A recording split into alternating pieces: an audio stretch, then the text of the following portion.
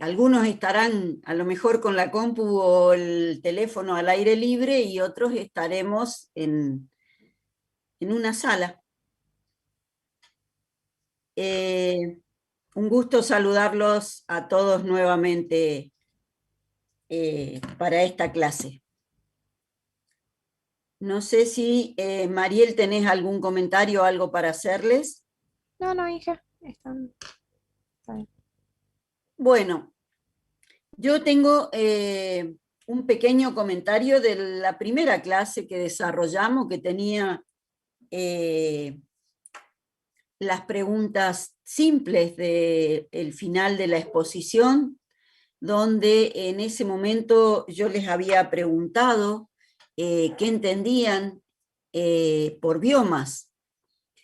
En ese momento la mitad de ustedes contestó, yo le llamo bien, completo, simple pero completo, entendiendo todo ese mundo que es el mundo microbiano en relación a un espacio, incluso, como lo habíamos dicho en ese momento, relacionado hasta un edificio, un campo, un potrero o algo como puede ser algo muy material como se ve un edificio, una casa, o sea, es todo el mundo microbiano, pero el ADN que se encuentra en ese espacio, rodeando, viviendo, conviviendo en ese espacio.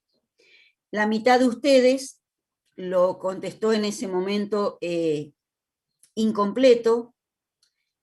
Yo les diría que si retoman en el primer Power, simplemente ahí tenían los alcances de ese mundo microbiano que denominamos biomas y que cada vez se usa más, digamos, tanto para estudios como para proyectos de investigación, proyectos académicos, donde uno engloba todo ese mundo microbiano alrededor o dentro de un determinado espacio o de un determinado sector, como les dije al principio. O sea que simplemente en relación a esa pregunta es este comentario. La otra pregunta no tengo nada para comentarles, dado que estaban en su mayoría bien, y son preguntas quizás muy amplias, por lo tanto podían contestar distintas cosas ustedes y están bien. Bueno, no sé si me están escuchando. Hoy desarrollaríamos un pequeño inicio de la clase, empalmando con la clase de Mónica de los otros días de la unidad 6, donde vamos a hablar un poco de la nutrición de los microorganismos para entrar luego en el crecimiento de esa población microbiana. Si estamos en condiciones, yo compartiría con ustedes la pantalla y comenzaríamos la exposición o presentación de esta unidad, un poquito de las 6 y las 7. ¿Estamos, Mariel? Comparto.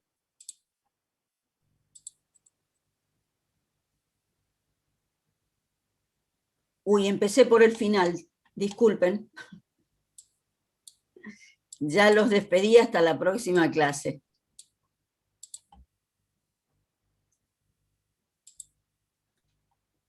¿Estamos ahí? Sí, que se ve bien. ¿Ustedes pueden ver bien? Sí, ingeniera. Está bien, profe. Bueno. Ustedes en la clase anterior, con la profesora Mónica, estuvieron hablando del metabolismo de los microorganismos y dentro de esa unidad 6 tenemos el tema de nutrición microbiana y requerimientos nutritivos. Como todo ser vivo, necesita incorporar en ese metabolismo una cantidad de nutrientes precisamente para cumplir esa función de duplicarse y de que crezca la población.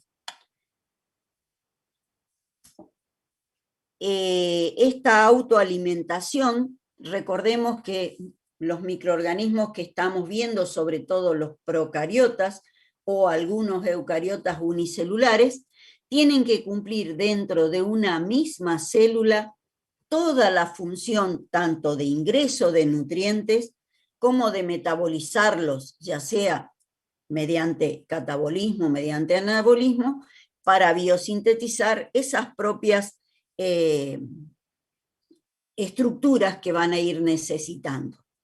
Por lo tanto, esa autoalimentación la podemos recordar, de acuerdo a lo que veían con Mónica, esa nutrición bacteriana centrada en la actividad metabólica, donde vamos a necesitar ingreso de nutrientes, pero a su vez, mediante el metabolismo, vamos a tener la generación de energía y la capacidad de biosintetizar distintos componentes que serán con distinto grado de complejidad. Al principio serán monómeros, aminoácidos, ácidos grasos, luego macromoléculas, polisacáridos, proteínas, lípidos, ácidos nucleicos, para encontrar esas estructuras celulares de pared celular, glicocálix, membranas, ribosomas, flagelos, que lo vamos a nombrar dentro de un ratito de nuevo, y cromosomas,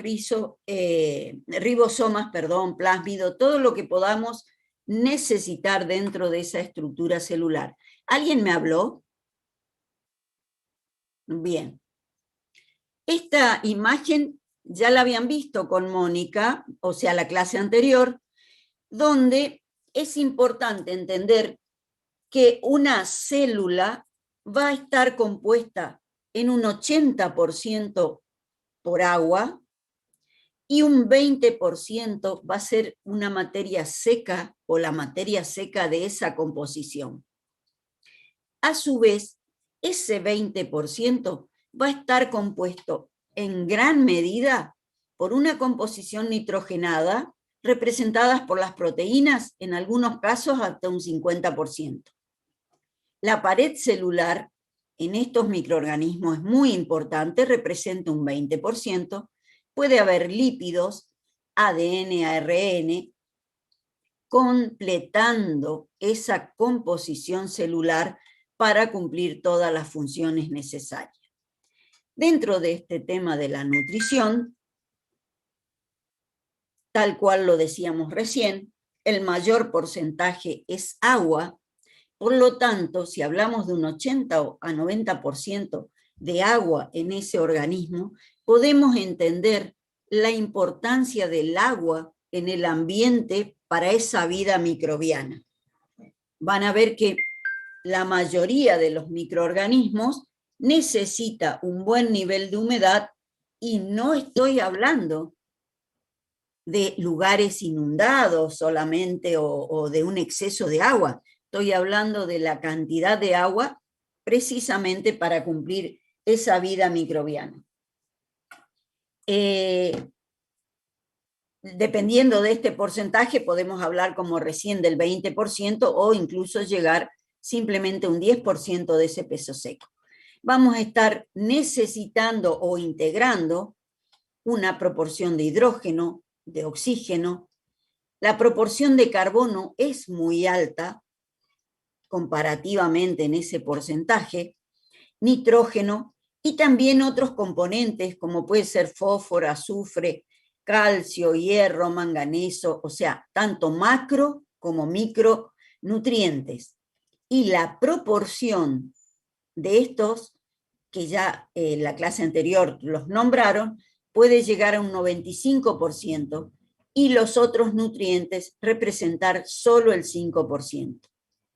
Pero ese 5% a veces nos define determinadas estructuras y determinadas funciones dentro de la vida microbiana. Es decir, que a estos nutrientes los podemos clasificar y van a encontrar un montón de clasificaciones de acuerdo a la mirada que uno le va dando a esos nutrientes, en universales, es decir, son esos nutrientes que son requeridos por todos los organismos, el carbono, el nitrógeno, el fósforo. También tenemos algunos nutrientes que llamamos particulares y en algunos casos la necesidad de incorporar factores de crecimiento.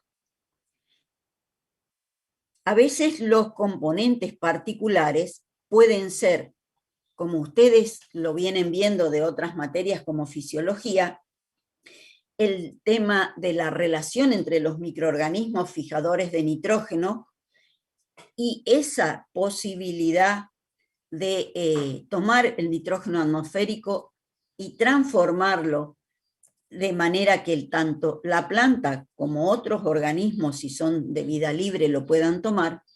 Y en esa particularidad tenemos una enzima muy especializada como es la nitrogenasa, donde la cantidad o la concentración de determinados componentes como hierro, molibdeno, magnesio, van a estar diferenciando esa necesidad o esa cantidad de nutrientes necesarios, que a lo mejor para otras enzimas, para otros componentes, no serían tan fundamentales esos nutrientes particulares o diferenciales. Y por otro lado, factores de crecimiento. En esta oportunidad podemos ver simplemente una cianobacteria, donde, como ejemplo, ¿no es cierto?, donde con la cantidad de dióxido de carbono que tenemos en la atmósfera, por ser autotróficas, y en algunos casos por ser fijadoras de nitrógeno, sus requerimientos van a ser, llamémosle, elementales para algunos minerales. De hecho, ellas pueden vivir con una buena proporción de agua, lo que decíamos recién de un 80-90% de agua, con una buena proporción de agua, y pueden vivir incluso sobre las rocas o volviendo a las paredes de los edificios, donde la nutrición mineral estaría asegurada y ellas son independientes para lo que sería carbono y nitrógeno. Pero por otro lado, y acá tenemos una raíz con nódulos, donde dentro de los nódulos vamos a encontrar una flora microbiana encuadrada dentro del grupo de los rizobios, y ellos necesitan, además de los nutrientes, lo que se denominan factores de crecimiento. ¿Qué son estos factores? Son vitaminas, son aminoácidos, son purinas, pirimidinas. ¿Pero por qué los necesitan? Porque no son capaces de biosintetizarlos. Por eso, el ecosistema, otros grupos microbianos y en laboratorio se le debe aportar estos componentes a la vida de este grupo microbiano. Como ven, muy independientes las cianobacterias, podemos llamarles productoras a partir del dióxido de carbono o del nitrógeno, y muy dependiente de la actividad de otros organismos, el grupo de los rizobios. Por ejemplo, en un medio de cultivo para cultivar en laboratorio rizobios, se le incorpora agua de levadura. Las levaduras son muy eficientes en la biosíntesis de vitaminas, aminoácidos, que al morir lo dejan disponible, o sea, cuando nos devuelven esos componentes que tenían inmovilizados, los devuelven y otros organismos como los rizobios los pueden utilizar. Como recordatorio nada más, para la importancia del agua en el crecimiento de estos organismos, es el principal constituyente bacteriano, es el medio universal donde van a ocurrir todas las reacciones biológicas que tengamos, y también es un reactante que en exceso, mejor dicho, en algunas reacciones, perdón, puede ser excretado al medio producto de las reacciones bioquímicas donde se puede formar agua para completar esa reacción.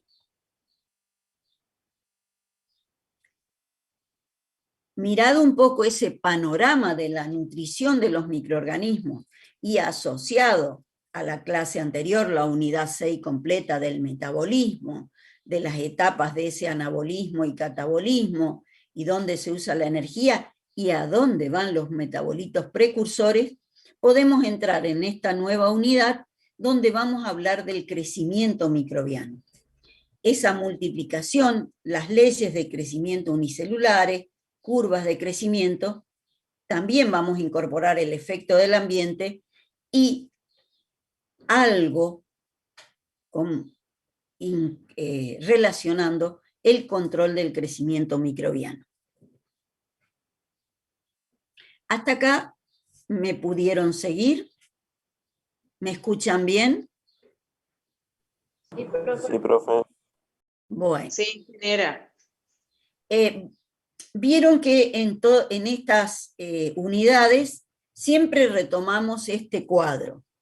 La autoalimentación, la autorreplicación o crecimiento es lo que vamos a hablar en este momento, y luego hablaremos de la diferenciación y la señalización química.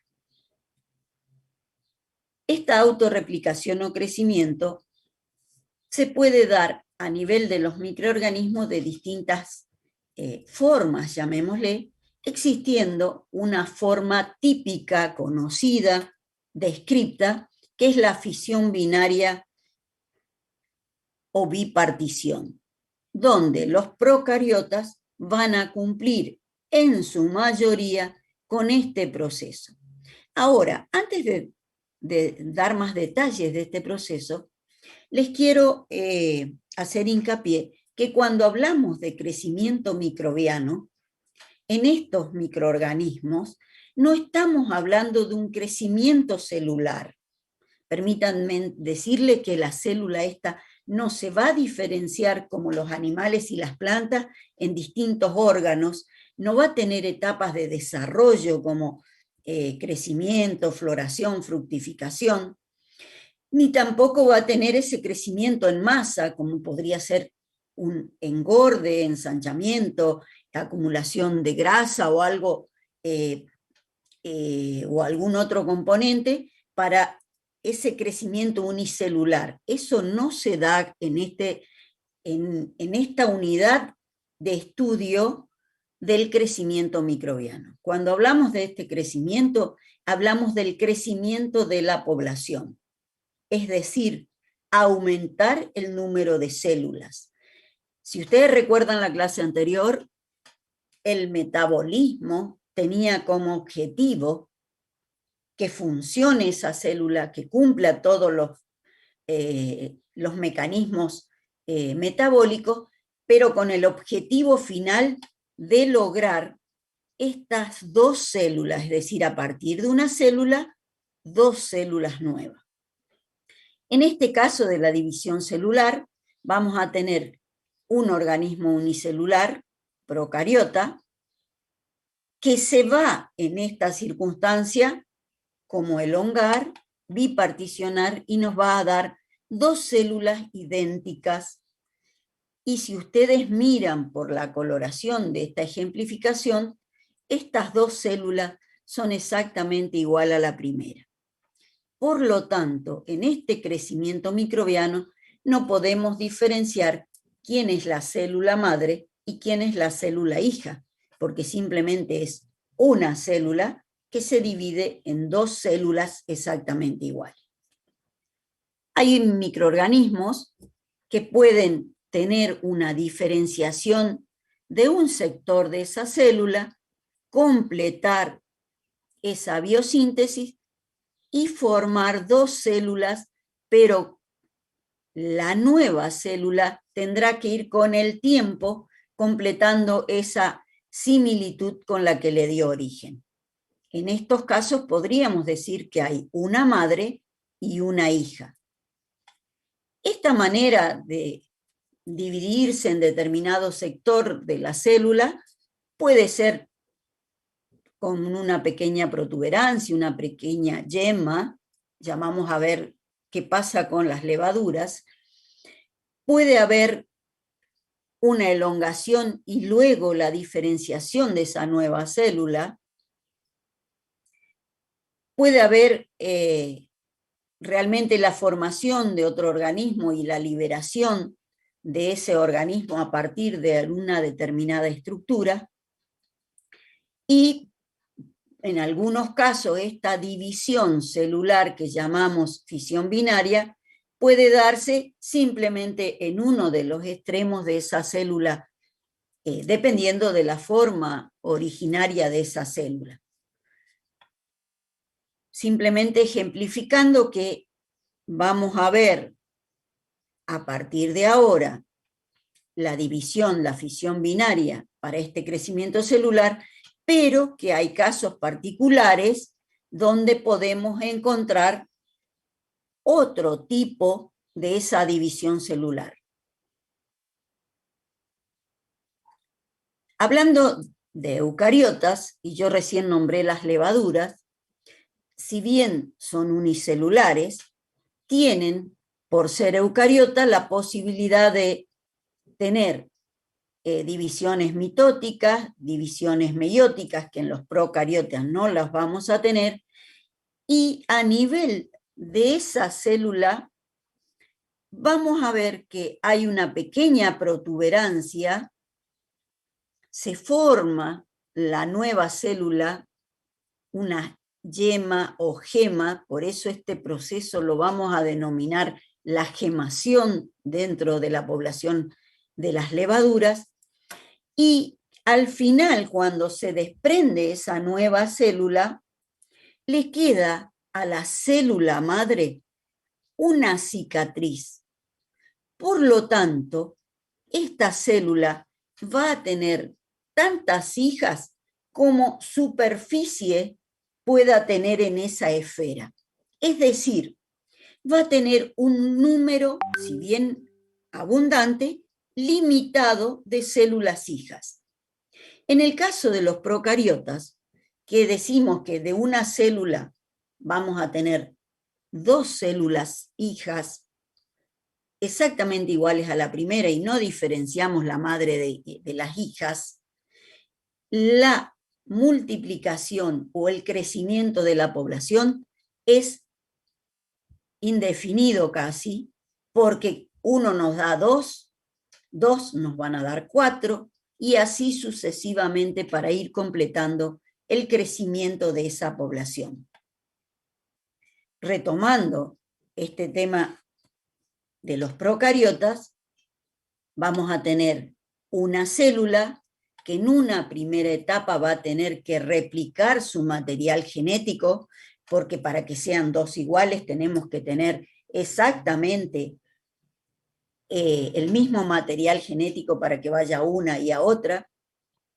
Posteriormente se va a empezar a formar un pequeño septo para ir formando o armando, biosintetizando materiales para que al dividirse o al separarse nos queden esas 2 células, y posteriormente estas 2 células van a ser igual a la primera que les dio origen. En este proceso de pasar de una célula a 2 células, vamos a tener un tiempo transcurrido.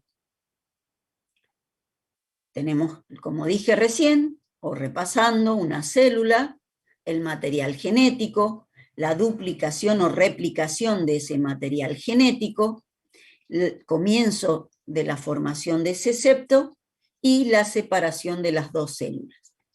Este tiempo que vamos a denominar tiempo de generación es muy importante porque incluso tiene valor taxonómico. Cuando volvamos a ver las unidades 13 y 14 con los fijadores de nitrógeno, vamos a ver que en el caso de los rizobios que yo recién les nombraba, a su vez, de acuerdo al tiempo de generación, si es lento o si es rápido, podemos tener 2 géneros distintos. Por eso yo les estoy diciendo que este tiempo de generación incluso tiene valor taxonómico. Dentro de este tiempo de generación vamos a tener microorganismos cuya duplicación o ese proceso o tiempo de generación son minutos. en otros pueden ser horas. Podemos hablar de 15, 20 minutos y podemos hablar de 4, 5 horas, 6 horas o más. Pero también este tiempo de generación es muy importante si pensamos trasladar todos estos conceptos de microbiología a la industria, por ejemplo.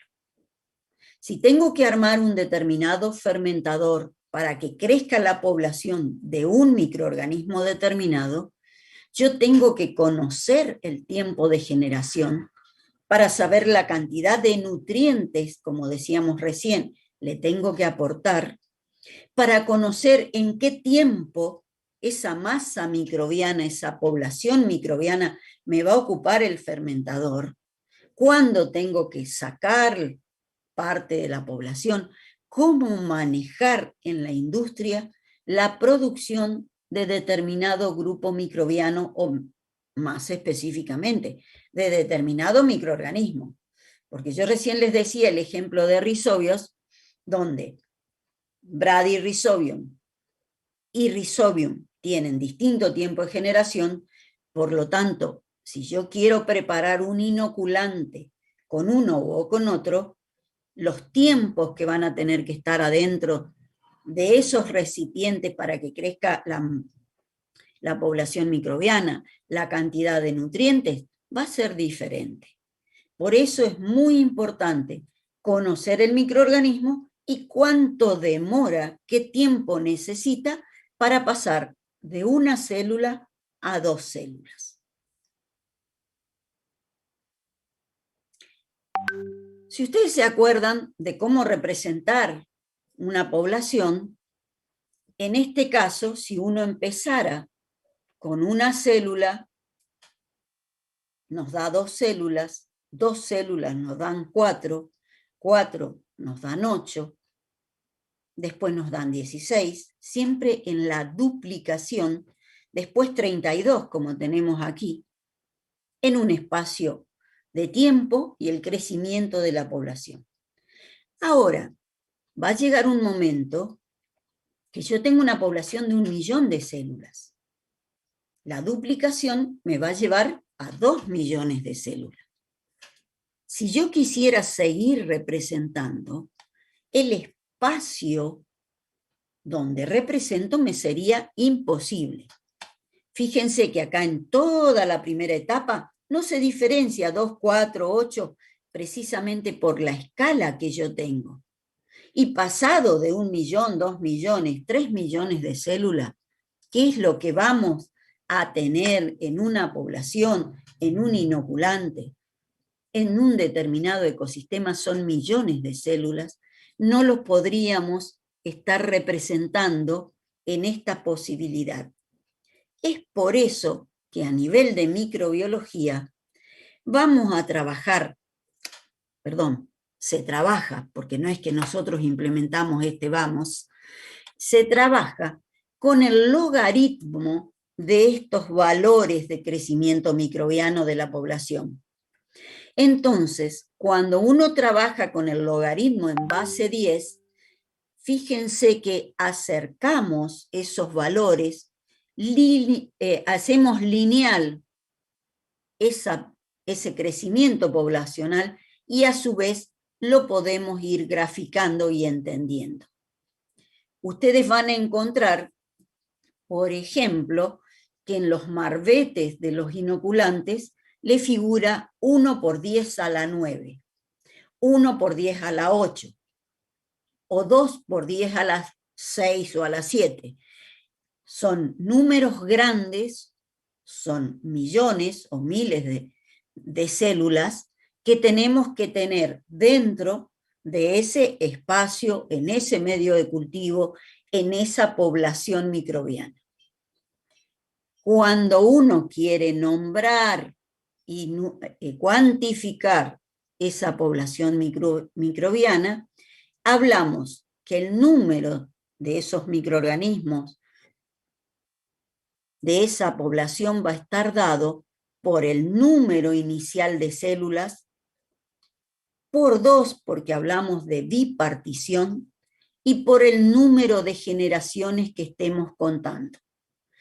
1, 2, 10, 15, las generaciones que integren el crecimiento de esta población, lo vamos a representar entonces de esta manera. Número inicial de células por 2 elevado al número de generaciones que estamos considerando. De esta manera, hablamos de una curva de crecimiento tipo. Generalmente estos estudios están muy centrados en las poblaciones de Escherichia coli, un microorganismo muy estudiado, que se adaptó muy bien a todos los trabajos en laboratorio, y se ha determinado una curva tipo. Cuando digo tipo, cada especie, cada grupo microbiano va a tener más o menos estas etapas, siempre teniendo presente en qué medio ambiente nos estamos encontrando. En general, cuando comienza, o sea, determinada célula, determinado microorganismo, le damos los medios de cultivo con los nutrientes necesarios para que esa población entre en etapas metabólicas de asimilación y entre a biosintetizar para formar el nuevo organismo, vamos a tener una fase de latencia. Que esta fase de latencia no es que está solamente en reposo el microorganismo, sino que por ser poca la población, va a ir reconociendo el sustrato, va a ir reconociendo los sustratos, los nutrientes que tiene ese sustrato, y a partir de ahí va a empezar un crecimiento de esta fase de latencia para la población. A medida que la cantidad de células va a ir creciendo y aumentando, por ese mismo sistema de duplicación de la población, y lo que yo les decía, que es posible que de 1 millón pasemos a 2 millones y de 2 a 4 millones, entramos en lo que se denomina una fase exponencial de activo crecimiento, de activa utilización de ese sustrato, y luego, pasado un tiempo, vamos a entrar en una fase estacionaria. En esta fase estacionaria, un grupo de células seguirá en activa división, seguirá en esa duplicación, pero también un grupo de células va a ir cumpliendo ya su tiempo de vida y algunas células van a empezar a morir. Es por eso que entre la cantidad que sigue dividiéndose y creciendo, menos la cantidad que ya empiezan a morir, la curva empieza a aplanarse y empieza esta fase estacionaria. Posteriormente, puede venir una fase de declinación o de muerte. ¿Qué factores podríamos tener para cambiar el sentido de esta curva y entrar en declinación o muerte? En los estudios de laboratorio, donde uno le está dando a lo mejor la temperatura adecuada en los tiempos necesarios, esta fase pues, puede darse por la disminución en la cantidad de sustrato que tienen, por la utilización de esos sustratos, y entonces esa falta hace que la población deje de crecer y comience esta fase de declinación o muerte.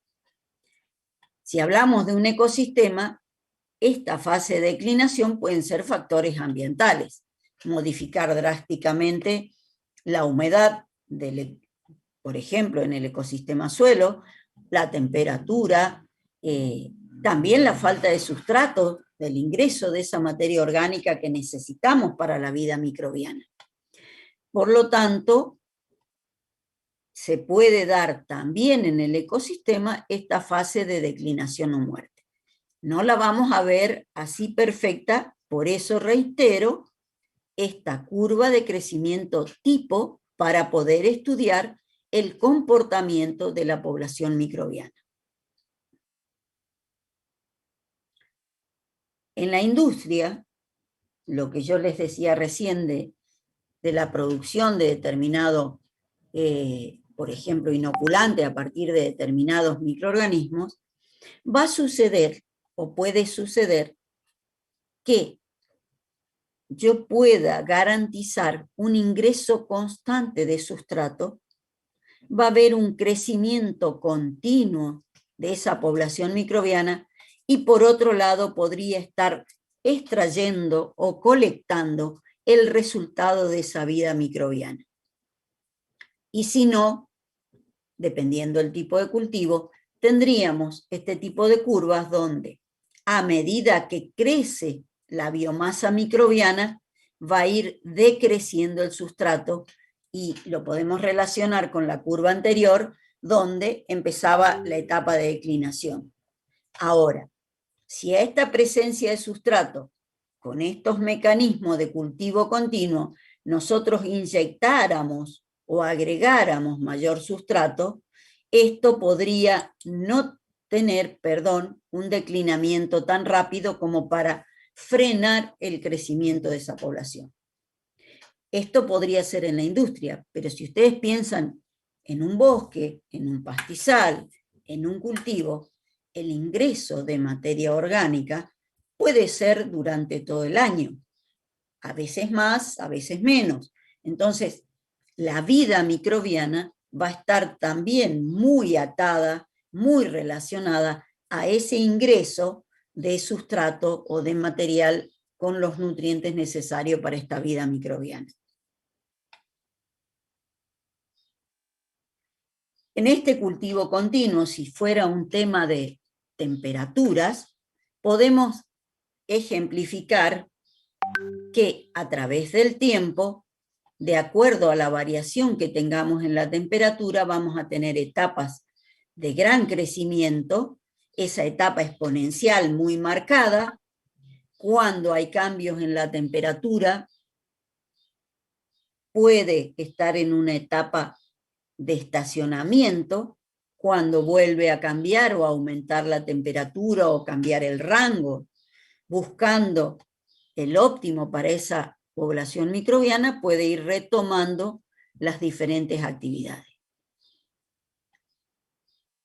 También una cosa es estudiar en laboratorio un solo microorganismo, un solo género, una sola especie, o en el ecosistema donde encontramos grandes comunidades de distintas especies, de distintos grupos, de distintos géneros.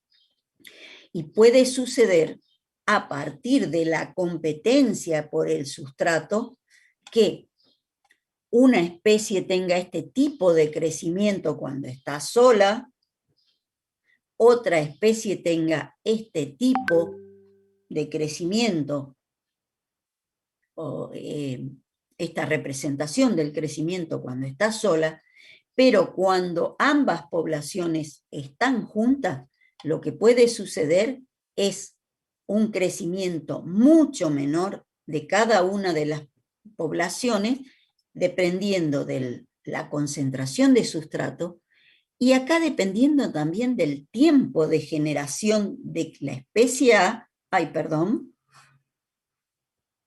y de la especie B. Porque ¿qué pasaría si la especie A tiene un tiempo de generación de 20 minutos y la especie B un tiempo de generación de 4 horas? ¿Crecerán iguales? Les dejo la pregunta.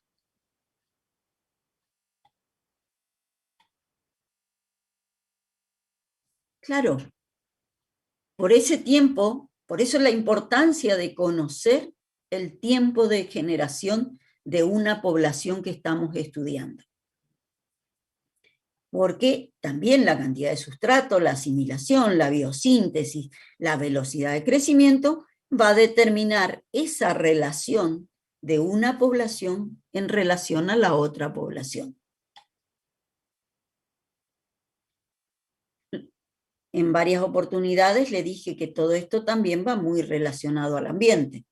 Vamos a tener efectos tanto de la temperatura, del pH, el grado de acidez o alcalinidad, la presión osmótica, gases, otras sustancias químicas, y puede haber diferentes factores de acuerdo a los requerimientos de cada microorganismo o de cada grupo o cada género microbiano. Por ejemplo, a nivel de temperaturas, podemos hablar nuevamente de curvas tipo, donde un determinado microorganismo va a tener una zona de mínimo crecimiento, esa población va a ir creciendo, donde va a haber gran cantidad de consumo de sustrato, gran actividad metabólica, mucha biosíntesis, crece rápidamente esa población, va a tener también un óptimo, es decir, un rango de esa curva donde el microorganismo se encuentra con todas las condiciones favorables y es su óptimo hábitat para el crecimiento, pero también puede haber un máximo de tolerancia para esa temperatura y tener cuidado en no pasar, porque ya entraría a disminuir mi población y a decrecer el número de integrantes de esa población. Por ejemplo, si yo tuviera un organismo que necesita temperaturas entre 15 y 20 grados y la temperatura ambiente me está llegando a 60, de ambiente o del recipiente, o en el laboratorio o en la estufa, puede suceder que entre un proceso de desnaturalización de las proteínas, por lo tanto, voy a llegar a tener pérdida de nitrógeno, menor utilización de ese sustrato, menor actividad microbiana, y entraría en esta caída donde la tolerancia a determinada temperatura ya no va a existir y podemos tener incluso la pérdida de la población microbiana. Pensando en estos mínimos, óptimos y máximos, podemos ver que no todos los microorganismos se van a adaptar al mismo régimen de mínimo, óptimo y máximo. Si son microorganismos psicrófilos, o sea, amantes de bajas temperaturas, podemos tener los mínimos incluso en temperaturas bajo cero o muy bajas temperaturas. A medida que nos acercamos a los grupos mesofílicos, donde aparece Escherichia coli, como hoy les decía la más estudiada, va a tener un desarrollo a partir de bajas temperaturas, no bajas extremas, bajas, ir buscando el óptimo dentro de las mesófilas entre 25 y 35 grados, y luego una tolerancia que no va mucho más allá de los 45 o 50 grados. A partir de los 40 podemos encontrar especies termofílicas. Por ejemplo, un bacillus, donde su óptimo, su mejor desarrollo, va a estar alrededor de los 60 grados. Por lo tanto, el rango, que va a variar desde 40 a 70, y fíjense que no va a haber crecimiento con muy bajas temperaturas, pero sí los va a haber hasta esos 60, 70 grados de temperatura, o sea, su óptimo de 60, pero su tolerancia llega hasta los 70, y así podríamos hablar de los hipertermófilos, y acuérdense, ¿dónde relacionamos los hipertermófilos? ¿Dónde relacionamos los termófilos? Pensemos en las arqueas, pensemos después en la aplicación de las diferentes unidades en el proceso de compostaje, de manejo de los residuos orgánicos, donde vamos a tener etapas mesófilas y etapas termófilas. Y por lo tanto, los grupos microbianos que vamos a encontrar en una etapa y en la otra pueden ser diferentes.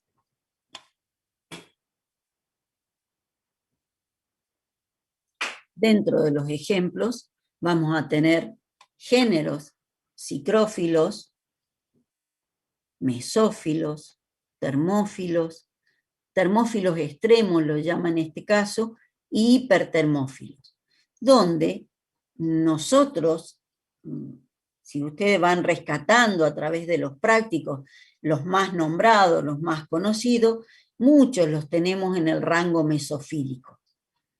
Y algunos pueden ser psicrófilos o termófilos, y casos muy particulares para los hipertermófilos. Lo mismo sucede cuando hablamos de pH. También podemos clasificar o caracterizar estos microorganismos creciendo o a estas poblaciones en acidófilos, neutrófilos, alcalófilos o basófilos. También los distintos microorganismos van a tener sus curvas de crecimiento representadas en los distintos niveles de pH, de 1 a 5, de 5 a 8, los neutrófilos, y también cada microorganismo va a tener su mínimo desarrollo, su óptimo y su máximo de tolerancia. Dentro de los acidófilos vamos a tener algunos ejemplos, como los Thiobacillus, la mayoría de los neutrófilos que vamos a seguir nombrando, donde tenemos a Pseudomonas.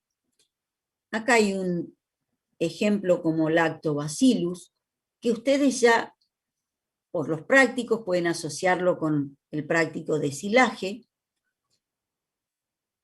Dentro de los neutrófilos y neutrófilo tirando hacia un poco mayor va a aparecer Rhizobium, algunas nitrificantes, algunos actinomicetes o actinobacterias, y después dentro de los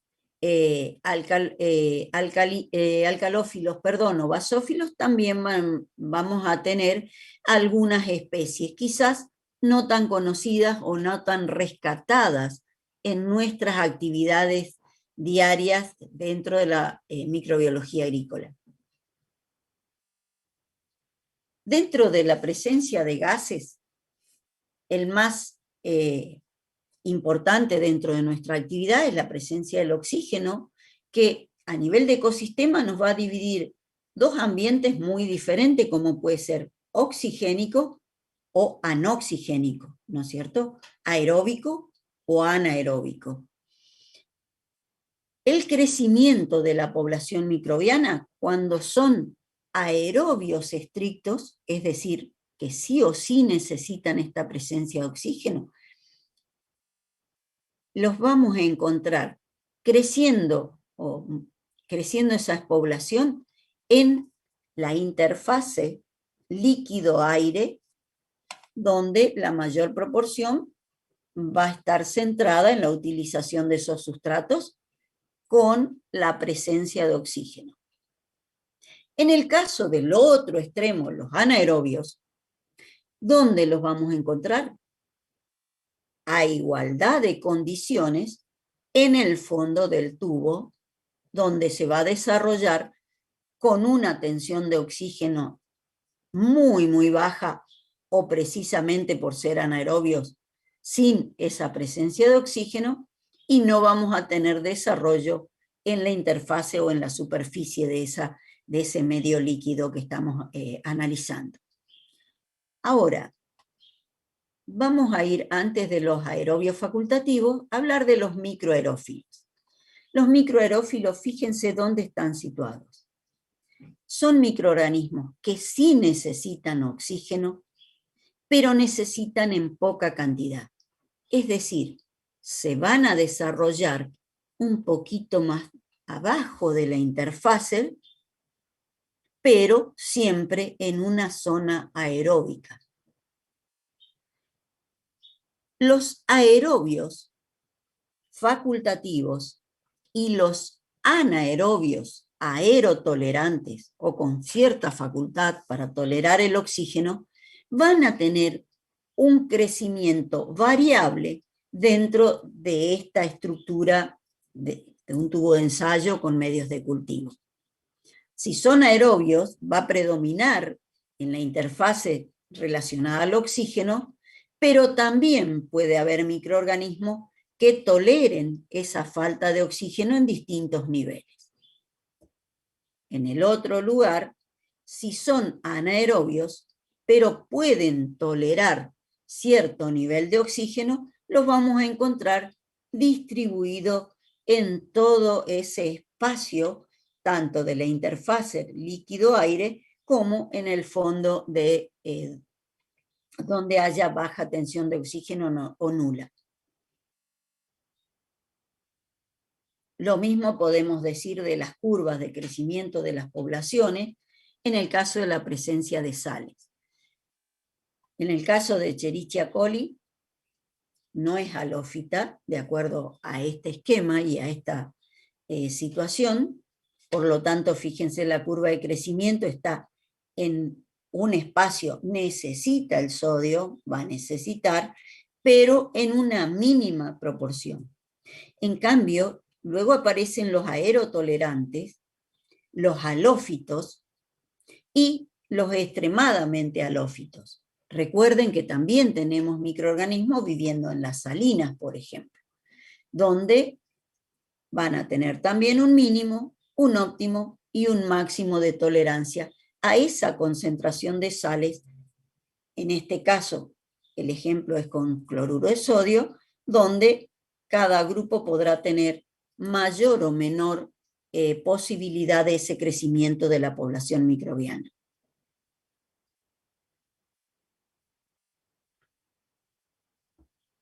Hasta ahí, cómo crece la población a partir de esa fisión binaria, cómo podemos cuantificar esa población a partir del número inicial, teniendo presente la duplicación y el número de generaciones necesarias para poder cuantificar esa población. Pero también, a veces, y en la mirada de microbiología, queremos frenar o controlar el crecimiento microbiano. Y acá les hago una observación que surge a partir de los exámenes. Control. La palabra control yo podría controlar para bien los que crecen, les controlo la población, o también control de freno, de inhibición, de eliminación. En esta materia y en esta circunstancia, cuando hablamos del control del crecimiento microbiano, estamos hablando de frenar ese crecimiento microbiano, que ustedes lo conocen muy bien por la vida diaria. En cuántas circunstancias queremos eliminar microorganismos mediante esterilización, mediante asepsia, mediante desinfección, para que ese grupo microbiano no prolifere en nuestras actividades, en nuestros ecosistemas. Aquí lo importante es que esa curva de crecimiento que hoy hablábamos de estudiar cómo crece la población, en este caso queremos ver cómo desaparece la población. Por eso hablamos de la eficiencia de determinados tipos de control del crecimiento microbiano. Lo importante acá sería eliminar cuanto antes el 90% o más de la población microbiana. ¿Por qué digo más? Porque recuerden cómo empezamos en la temática de hoy, que una célula se podía dividir y nos daba 2. Por lo tanto, si cuando queremos eliminar esa población, controlar su crecimiento, sobrevive algún grupo de células o una célula, se podría regenerar esa población. O sea, cuando más cerca estamos del 100% de la eliminación de esas células, más eficiente fue el tratamiento que hicimos. No todos los microorganismos van a tener la misma sensibilidad frente a determinados métodos de control del crecimiento microbiano. Y fíjense que recién hablábamos de del óptimo de los rangos de temperatura que requiere cada microorganismo para su mejor crecimiento. También cuando lo queremos eliminar, esterilizar, limpiar, también las características de ese microorganismo son importantes a la hora de decidir de qué manera los eliminamos, con qué los eliminamos. Porque, como pueden ver acá, no es, o sea, si hablamos de la mayor resistencia y nos desplazamos a la menor resistencia, o sea, a menor resistencia, más fácil el control de ese crecimiento o la eliminación de esa población microbiana. Y fíjense quiénes están en este sector de menor resistencia, por lo tanto más fáciles de controlar. Las bacterias gram positivas. Más arriba tenemos las gram negativas. Y acá ustedes tienen que relacionar con las características de la pared celular. No es lo mismo la pared de una gram positiva que de una gram negativa, y la capacidad que van a tener para recibir los distintos métodos de control, ya sea el efecto de la temperatura, el efecto de sustancias químicas sobre esa pared celular. Y de mayor resistencia aparece que algunos microorganismos tienen la capacidad de formar endosporas, que enseguida vamos a retomar el tema de la endospora con una posibilidad que tienen estas células procariotas de formar una diferenciación, que es la endospora, frente a situaciones adversas. También podemos ver diferente reacción de los microorganismos frente a compuestos químicos, como puede ser compuestos clorados, hexaclorofeno, fenilfenol, paraquat o quat, y fíjense, Staphylococcus, una gram positiva, la zona de inhibición frente a estos compuestos, pero fíjense Escherichia coli, muy diferente esos halos de inhibición a Staphylococcus, y Pseudomonas, fíjense la diferencia que tiene en su crecimiento de esa colonia o de esa población microbiana frente a un compuesto químico.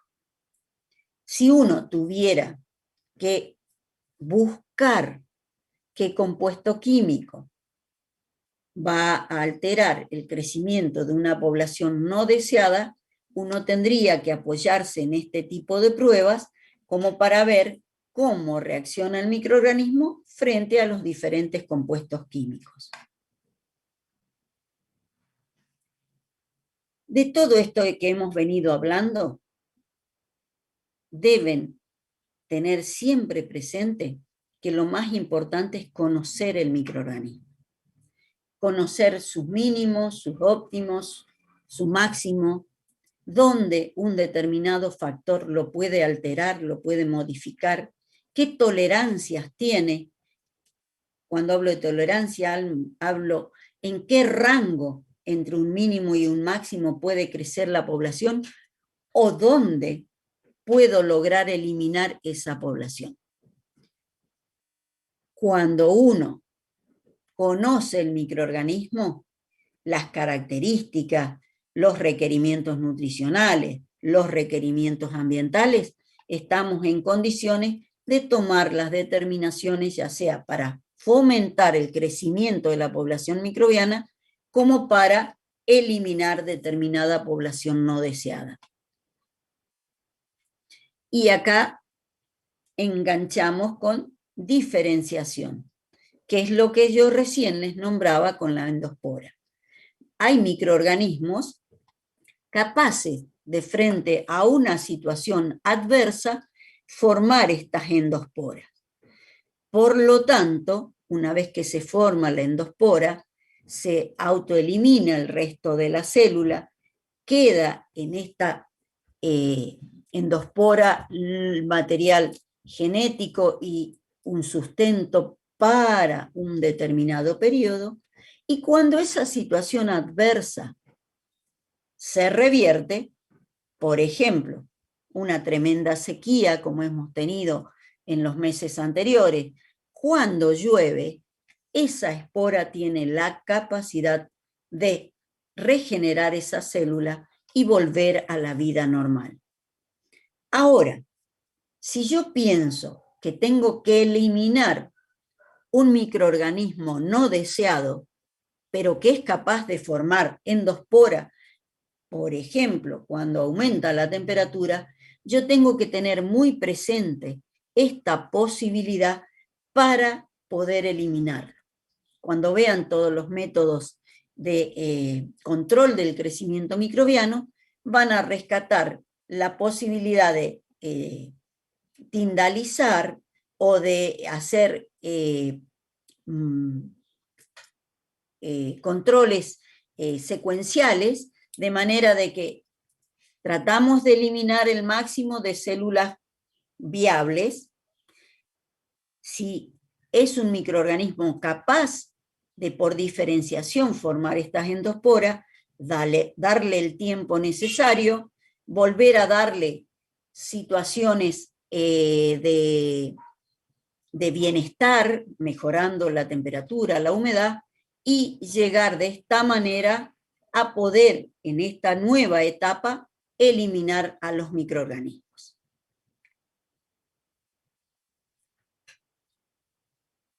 Si me permiten un segundito antes de hablarle de señalización química.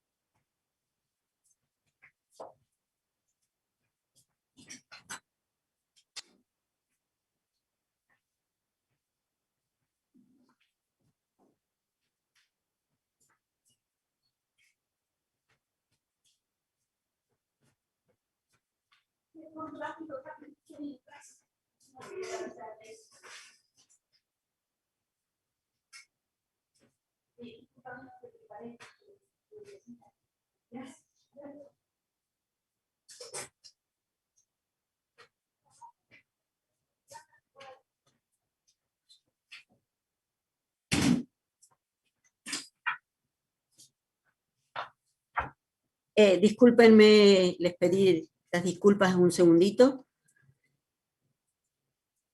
Este tema de la virtualidad y estar en la casa a veces tiene estos detalles y no hay quien me socorra. Bueno, siguiendo con esto de la señalización química, y vamos a hablar acá de esa población de microorganismos que fue creciendo y formó lo que van a escuchar y vamos a denominar colonias, donde la población fue creciendo, fue ocupando espacio, se visibiliza, es decir, lo que podemos ver es esa colonia de células, y dentro de esa colonia hay comunicación que se denomina o se encuadra dentro de lo que se llama quorum sensing o comunicación entre los microorganismos. Hay libros especializados para esta temática y habla de que las células que viven en determinada colonia, que viven en determinada comunidad, se comunican entre ellas, tienen distintas estrategias para esa comunicación entre los individuos. Podríamos decir que hay una etapa de crecimiento de esa población, como lo veníamos observando en las distintas curvas, pero también puede haber un momento donde esa población pierde esa estructura y hay como una diseminación de esos microorganismos. Dentro de esa comunidad, los microorganismos se comunican y les puedo mostrar como ejemplo del crecimiento de la población esta población de Azotobacter. Son fotos de la profesora que ustedes conocen, Amalia Romero, Y cuando uno va al microscopio electrónico de barrido, estas colonias, fíjense la cantidad de células que pueden tener. Azotobacter tiene la forma esférica, es un coco, por lo tanto, ustedes podrían ver este crecimiento mediante estas colonias y luego esta colonia estar poblada por miles o millones de células de ese microorganismo. Y dentro de esta comunidad, ustedes tendrían que esas células se van a comunicar entre ellas. Lo podemos asociar cuando veamos los fijadores de nitrógeno y las maneras que tienen para proteger la nitrogenasa, cómo esta colonia se organiza de manera tal que un grupo de células pueda tener baja tensión de oxígeno para esa fijación de nitrógeno y en cambio las otras protegen la colonia con una alta tasa respiratoria. Y también otra posibilidad que tienen estos microorganismos es la movilidad.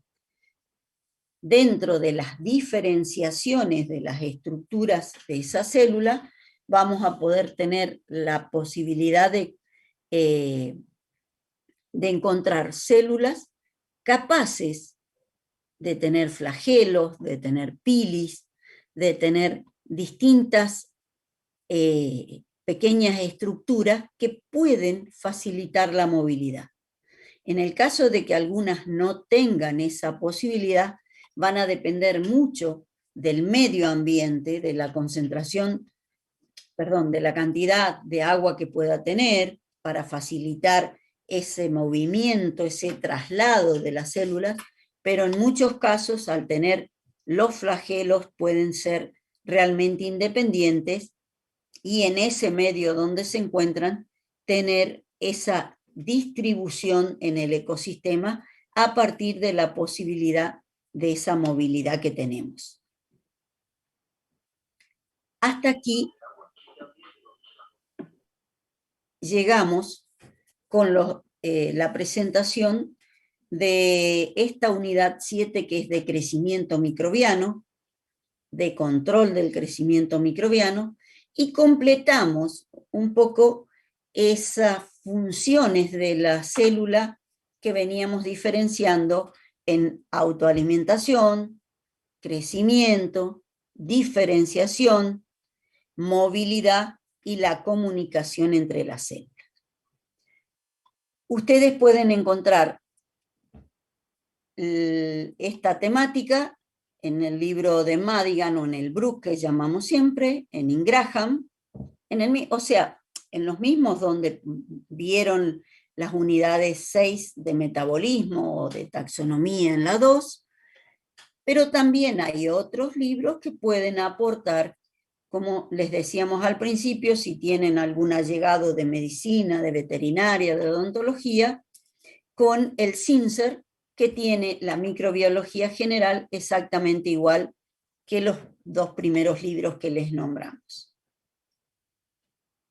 Las preguntas que les voy a dejar para que contesten igual que en las anteriores unidades es, primero, ¿a qué llamamos el tiempo de generación? Y segundo, ¿qué entendemos por esta señalización química? Antes de decirle hasta la próxima clase, yo me voy a permitir mostrarles 2 slides donde sería un poco un englobar o un sintetizar estas unidades y luego quedo a disposición de ustedes para las preguntas, todo lo que pueda yo apoyarlos a partir de esta presentación. Bueno, a nivel del control de crecimiento microbiano podemos hablar de esterilización, desinfección, asepsia, antisepsia, saneamiento, conservación. Ustedes esto lo van a ver en el desarrollo de determinados prácticos y también van a encontrar las distintas definiciones. Van a ver también en los prácticos a qué llamamos una situación del crecimiento o del desarrollo de la población microbiana cuando hablamos de microbiostático, microbiocida o microbiolítico. Lo que estuvieron viendo en las unidades 6 y 7, las podemos sintetizar en todo lo que es el metabolismo, o sea, funciones celulares, el metabolismo, la actividad respiratoria, que podemos recordar que puede ser aeróbica, anaeróbica, puede haber fermentaciones, la nutrición, como estuvimos hablando hace algunos momentos, y esta reproducción asociada al crecimiento de la población microbiana. Y también otras circunstancias que pueden estar apoyando el funcionamiento de estos microorganismos unicelulares. Y dice funciones celulares, y van a encontrar en la bibliografía también, que a veces microorganismo es sinónimo de célula, precisamente porque al ser unicelulares, esa célula cumple todas las funciones.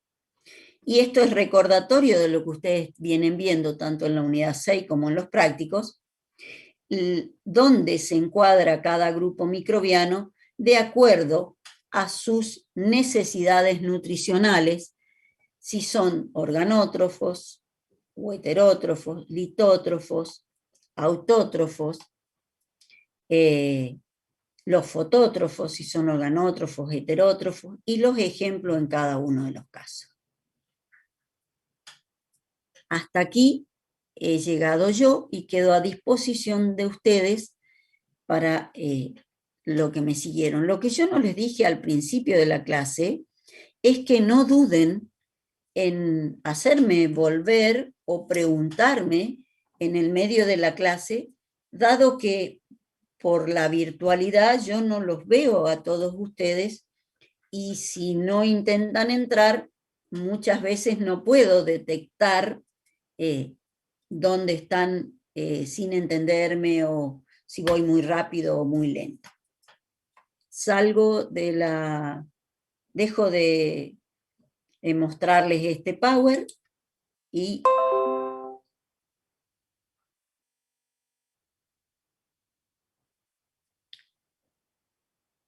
los escucho si tienen alguna pregunta, algún complemento, algo que necesiten a partir de esta clase. ¿Sí?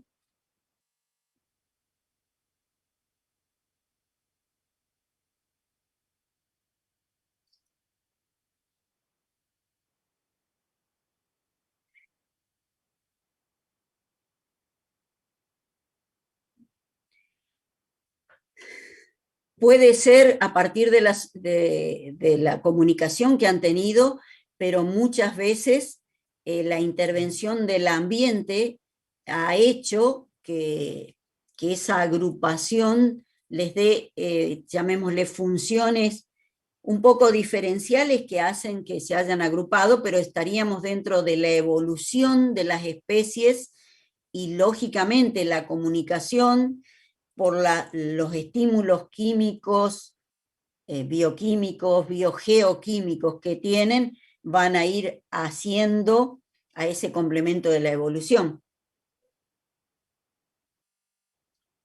O sea, no es el único factor esa señalización química, pero sí es parte de esa comunicación dentro de la comunidad. No sé si me entendiste, Boris, ¿era? Moni, no sé si tenés algún otro comentario para este tema en relación a la evolución.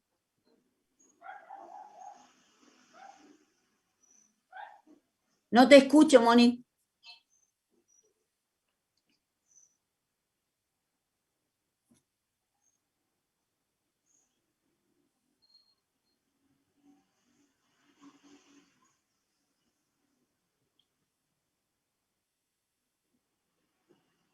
No, no se escucha nada, Moni.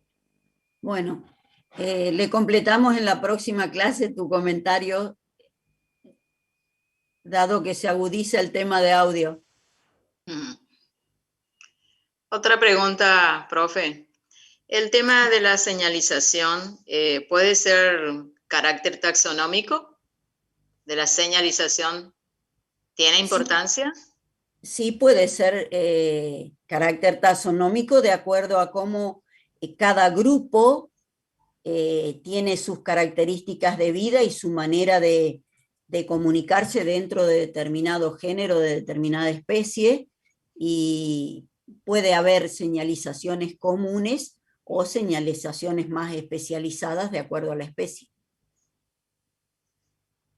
Inge, acá hay una consulta de uno de los Gracias. alumnos por medio del chat. Dice, ¿Sí? profe, volviendo a lo que es la influencia del pH, había mostrado que un género fijador de nitrógeno tiene su óptimo en un pH de suelo de aproximadamente 7. ¿Eso quiere decir que en suelos ácidos no va a haber fijación por parte de ese grupo de microorganismos? Perdón, ¿la podés repetir, Mariel? Sí, cómo no. Porque tengo un Volviendo a lo problema. que es, dice, volviendo a lo que es la influencia del pH, había mostrado que un género fijador de nitrógeno tiene su óptimo de pH de suelo de aproximadamente 7. ¿Eso quiere decir que en suelos ácidos no va a haber fijación por parte de este grupo de microorganismos? No, en primer lugar, uno les muestra determinadas curvas o situaciones para un género, una especie, pero no me atrevo a generar que todo va a ser siempre así. Hay etapas de adaptación y de modificación del propio funcionamiento donde, digamos, un microorganismo que lo tenemos encuadrado con un óptimo de pH neutro o tirando alcalino, puede tener a posteriori adaptaciones al ambiente y tolerar o mejorar su estándar de vida o de crecimiento de la población en un pH más ácido. De hecho, a nivel de los rizobios, por ejemplo, los bradyrizobios toleran mucho más acidez que algunos rizobios. Y pensando en ese mismo pH, tenemos microorganismos muy dependientes de la concentración de calcio en el medio, o sea, de ese pH neutro a levemente alcalino, y en cambio hay otros grupos microbianos que van a tener, y aún dentro de los fijadores de nitrógeno, van a tener una menor necesidad de calcio y mayor tolerancia a esa acidez.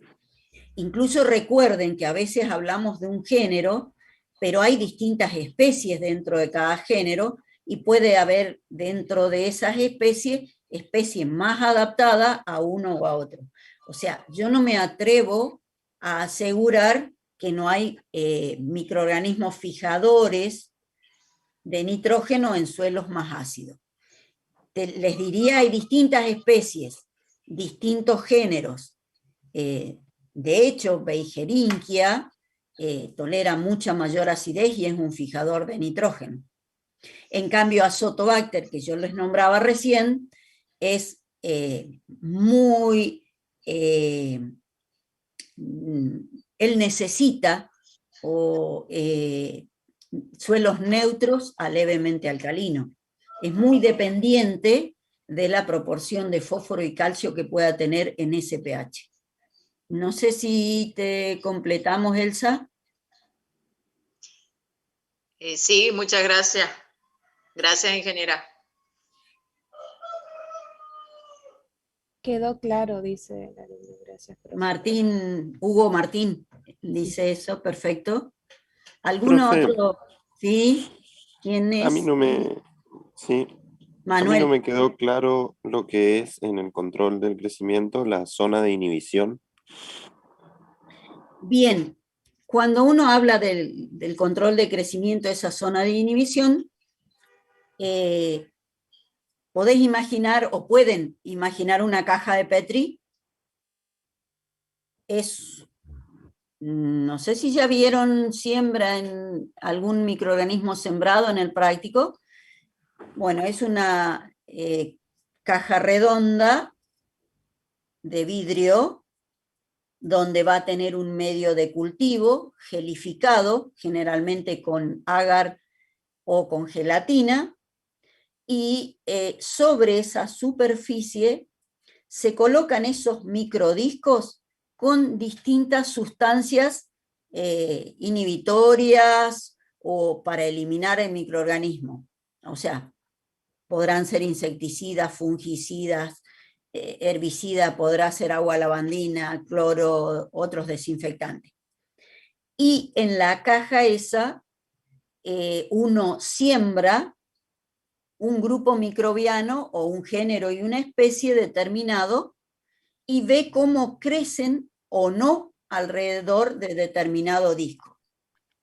Cuando la sustancia que está en el microdisco no inhibe el crecimiento, la población va a rodear ese microdisco sin problema y va a crecer, incluso a veces lo usan como medio nutritivo.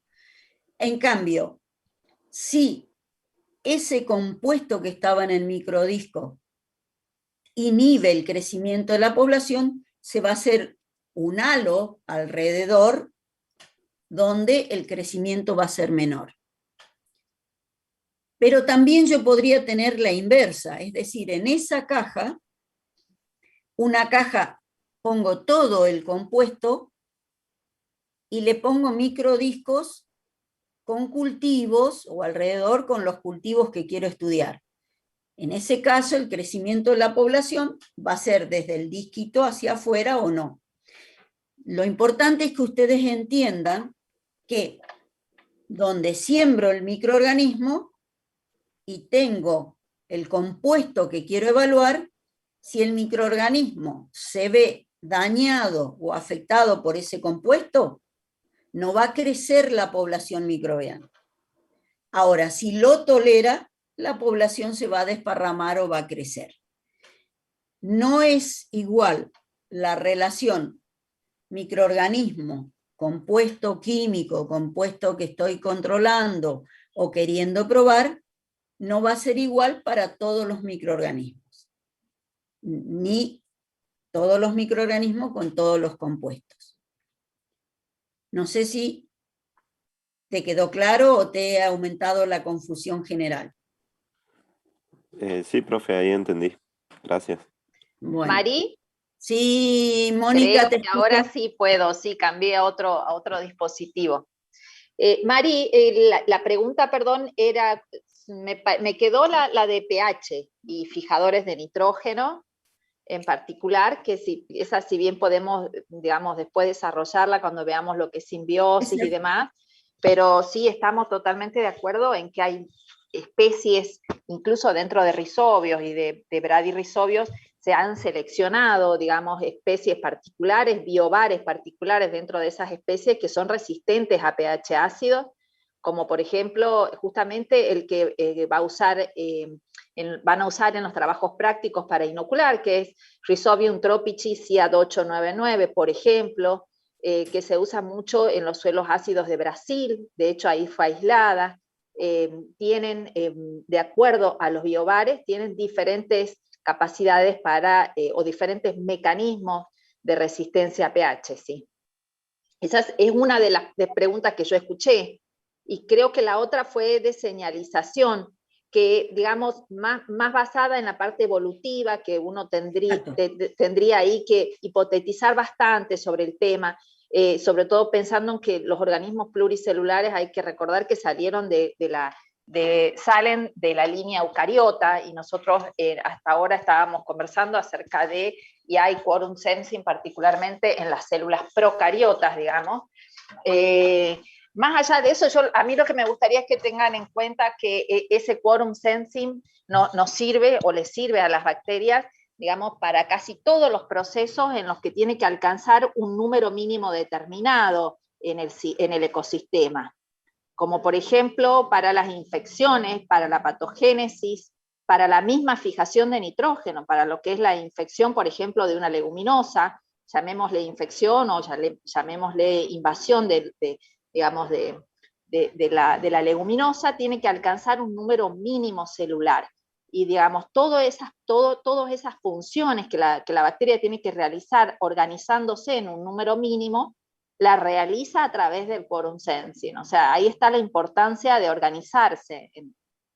Sí, ni hablar de lo que es un biofilm y digamos la diferencia, incluso ahí se puede llegar a ver diferenciación, la mínima diferenciación a nivel de procariota a través del quorum sensing, ¿no? O sea que, digamos, pero lo otro sería hipotetizar, porque de hecho no hay organismos pluricelulares, pero sí una de las organizaciones puede ser justamente esa, una primera organización es comunicarse entre células, ¿no?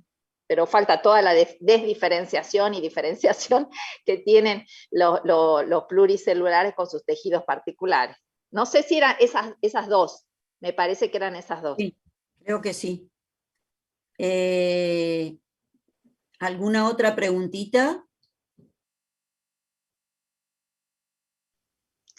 Yo quisiera hacer una consulta, pero más relacionado con lo que se vio ayer de virus y con un tema actual que es la vacuna contra el COVID, si es posible.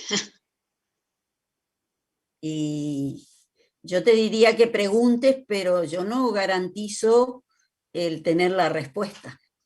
Claro, sí, sí.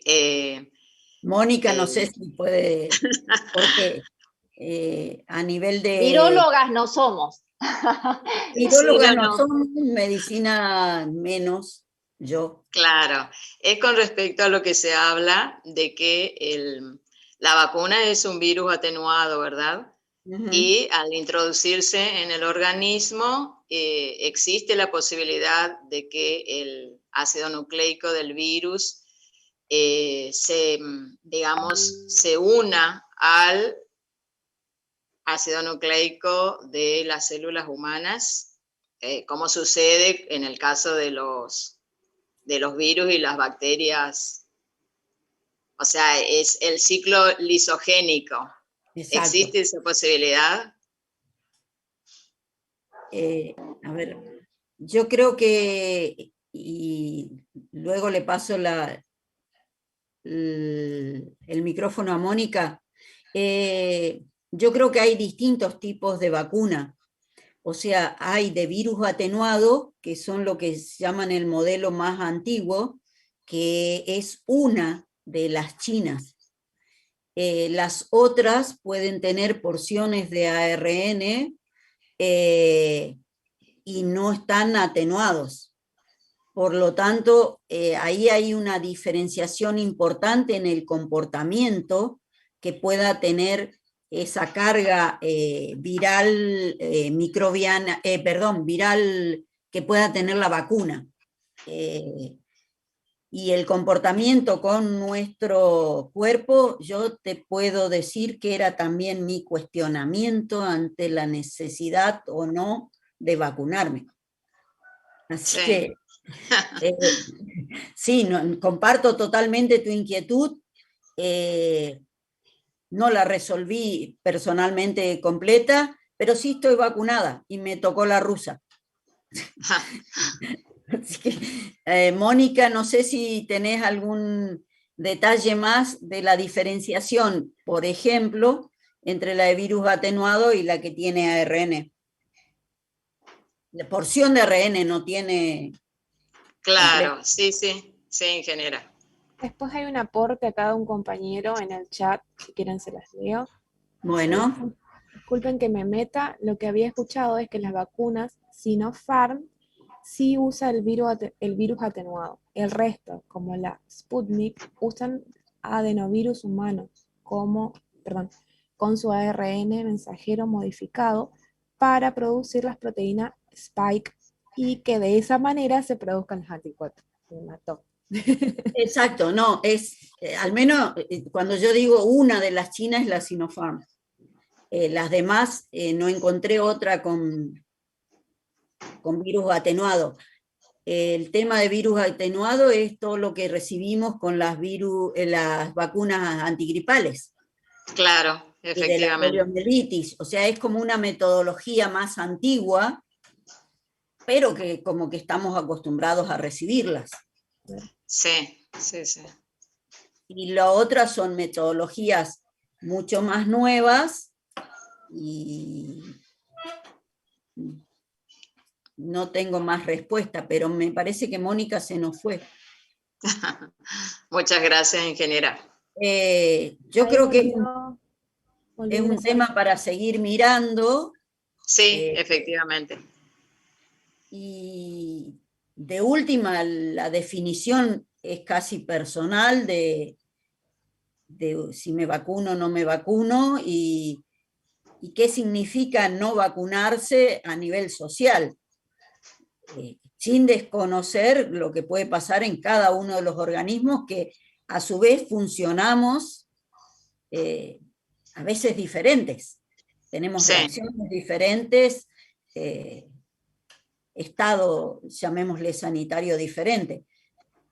Hasta ahí llega mi interpretación y le agradezco a quien era que aportó recién. Hugo Martín. Sí. Moni. No, realmente... Yo salí y volví a entrar, perdón, tengo algunos problemas de comunicación, así que bueno, pero si ustedes ya desarrollaron el tema, no hay problema. No, estamos esperando a ti para la diferenciación concreta, sintética, explícita. Bueno, presión. sí, la verdad, no. En el Entre- caso de los virus atenuados, digamos, por definición, son virus, digamos, que han sido modificados, o sea, esa es justamente la palabra para no ser, como ella postulaba el tema, me parece que ella postulaba el tema de la infección y replicación, y son justamente virus atenuados porque, digamos, han sido modificados para no ser virulentos, para no ser replicativos, digamos. Con lo cual, y es muy difícil, pero bueno, tampoco yo voy a decir, ni nadie lo va a decir, nunca va a pasar, porque no es algo así, pero es muy poco frecuente que surja una mutación y adquiera virulencia y se transforme, digamos, en un vector ahora sí virulento en el huésped.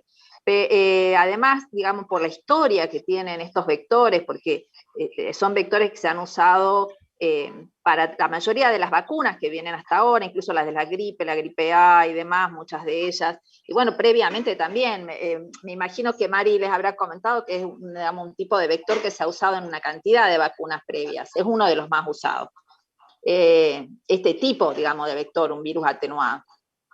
Así que, por ende, digamos, la frecuencia con la que se realizan volver a su estado de virulencia son muy, muy raras. Casi les diría que nosotros venimos usando este tipo de vacunas desde las primeras, digamos, por antigüedad. Las nuevas vacunas, las únicas vacunas que podrían haber, digamos, alguna duda, las únicas nuevas son el ARN, que son la Pfizer, por ejemplo, que son las nuevas tecnologías, digamos. De todos modos, esas no usan vector, esa es directamente ARN, con lo cual la pregunta de Elsa tampoco iría, digamos. O sea, concretamente son vacunas que venimos usando desde los inicios. La estabilidad es bastante buena y no es que yo diría jamás va a pasar, me parece que ni un virólogo le diría no va a pasar. Con los virus nadie puede decir no va a pasar, pero bueno, ahí va mi humilde opinión acerca del tema, digamos. Muchas gracias, ingeniera. Bueno. De nada, Elsa. ¿Algún otro aporte, algún otro comentario, alguna necesidad de aclaración? Y si no, damos por finalizada la clase. Quedamos, como siempre, en conexión. No se olviden de mandar las pequeñas respuestas y los invito a ir completando cada uno de estos temas o de estos slides que ustedes están viendo. Recuerden siempre que lo que nosotros le presentamos en general es una guía de estudio que ustedes tienen que ir en cada, llamémosle, pequeño slide, ir llenando, completando con los conceptos, con lo que ustedes pudieron buscar en el resto de la bibliografía para armar esa temática y poder después en el examen final desarrollarla. Si no hay más preguntas, nos vemos en la próxima clase y que tengan un buen fin de semana, que es largo. Y cuídense mucho, porque no tenemos la vacuna para todos todavía. Hasta la próxima. Hasta la ingeniera. próxima. Buen fin de. Chao, profe. Igualmente. Gracias.